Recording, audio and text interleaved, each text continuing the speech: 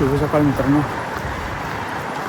ऋषिकेशमधून आज चेकआउट केलं आणि आज पुढच्या दिशेला चालू. एक ट्रॅव्हल एजंट होते, त्यांची थोडं विचार करतात की तिथे फिरायला काय.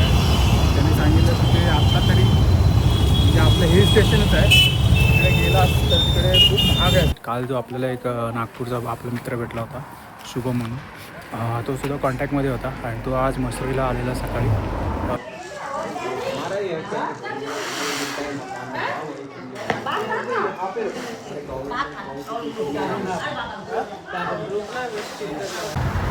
शुभ सकाळ मित्रांनो.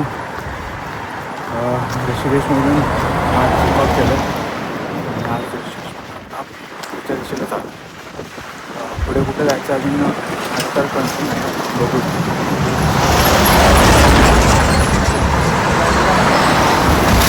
पुढच्या जागी थोडे ठिकाण आहेत, 2-3 ठिकाण बघून पहिले तिथे आपण जाऊया. आता सकाळचे 7:40 वाजले आणि आता इथून आलो ऋषिकेशवरून बस पकडून पुढे नैनिताल किंवा बेताल त्या ठिकाणी जायचा विचार करतो. बस जर्नी कशी आहे ती मी इथून दाखवत आता. इथे सकाळची मोड एकदम शांत अशी ऋषिकेशमध्ये वर्धा चालू शांतपणे. हळूहळू एक शॉप्स आणि सगळं दुकान चालू व्हायला सुरुवात होते. 4 दिवस होतो मी ऋषिकेशमध्ये. थोडाफार फिरलो, आरामात फिरलो, जेवढं फिरता येतं तेवढं. आपण पुढच्या दिशेला जाऊया. आज सकाळी मी हॉस्टेलवरून चेकआउट केलं आणि ज्या साईडला जायचं होतं आपलं ठरलं होतं. पण जसं मी ऋषिकेश बस स्टँडवर आलो तिथे एक ट्रॅव्हल एजंट होते, त्यांची थोडं विचार करतात की तिथे फिरायला काय. त्यांनी सांगितलं की ते आत्ता तरी म्हणजे आपलं हिल स्टेशनच आहे, तिकडे गेला तर तिकडे खूप महाग आहे सगळं. म्हणजे आपल्याला टॅक्सी बुक करून फिरावं लागतं. आणि तलाव बिलाव तेच आहे. मी आता तो प्लॅन स्किप केला आणि आता मी मसुरीला जातो. आता मी सध्या आहे देहरादूनला, तुम्ही मसुरी फिरू आणि मसुरीवरून बघू पुढे कुठे आपल्याला जायला तिथे ऑप्शन भेटतील तिथे. आता मसुरीला पोचलो आहे मी. मसुरीला अचानक प्लॅन झाला म्हणजे काल जो आपल्याला एक नागपूरचा आपला मित्र भेटला होता शुभम म्हणून, तो सुद्धा कॉन्टॅक्टमध्ये होता आणि तो आज मसुरीला आलेला सकाळी. नैनिताल थोडं लांब पडत होतं, सो मी मसुरीला त्याचं इकडे झालो.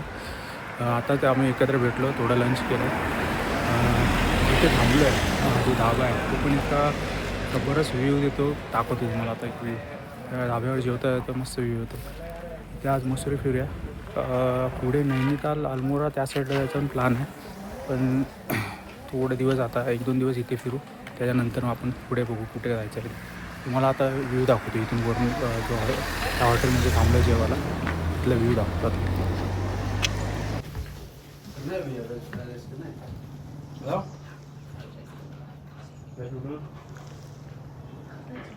हा टॉप व्ह्यू आहे इकडून जो बघायला भेटतोय.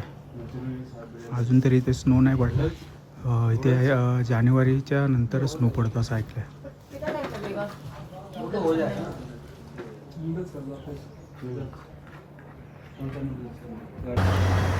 आता आम्ही एका इथल्या एक कॉर्न विलेज म्हणून आहे त्या साईडला चाललो आहे. मध्ये आता आपल्याला वरून कॅम्पटी वॉटरफॉलचा व्ह्यू बघायला भेटतो आहे.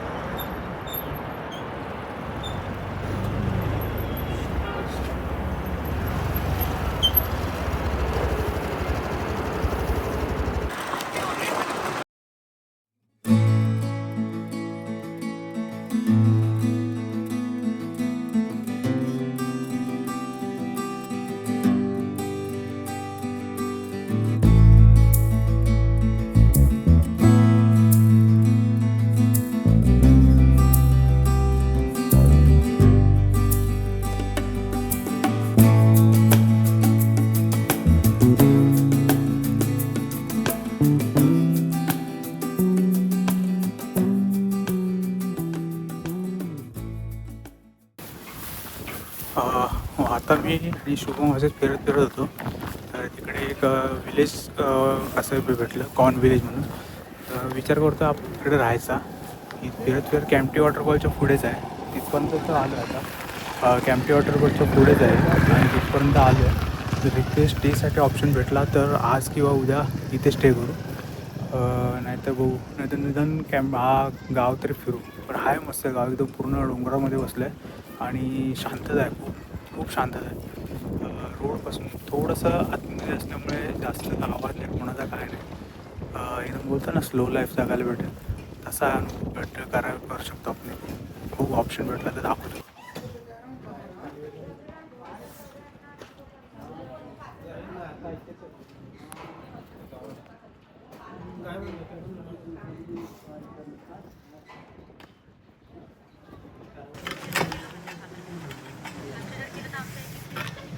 अबे तुम्ही एवढं काय म्हणता, आम्हाला एवढं एक्सटेन्शनची गरज नाही म्हणा. आम्हाला तुम्ही जेवढा दिवस करताय तेवढ्या दिवसाचं सर्टिफिकेट द्या म्हणा, आता कम कर.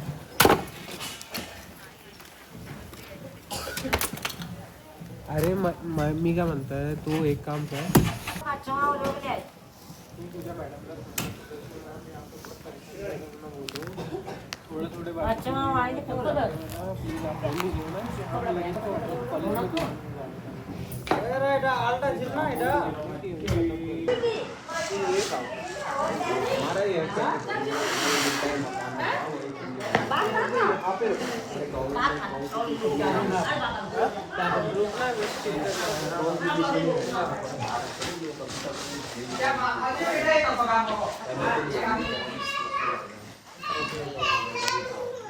एकदम गावचं घर, इथे पहाडी घर बोलतो आपण तसं. या गावाला कॉन विलेज का बोलतात आहे असं म्हणलं. इथे जास्त करून मक्याची शेती होते.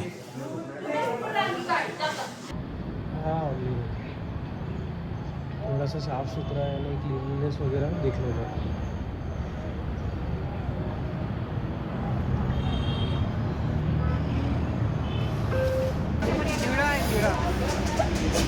आता मी इथे गोस्टॉपमध्ये थांबलो मसुरीला, थोडा इथे आराम केला. आता इकडे आलं फिरायला, मार्केट फिरायला. मॉल रोड तुम्हाला काय दाखवत नाही, काय मार्केटच आहे, बाकी काय खास नाही.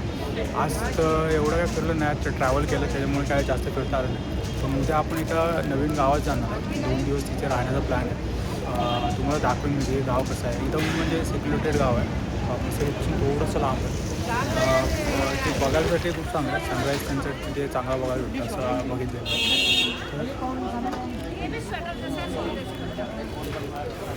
तर बघू, आजचा दिवस इथे थांबूया. आता तुम्ही काय इथे फिरतो थोडा वेळ आणि नंतर बंदच केलं.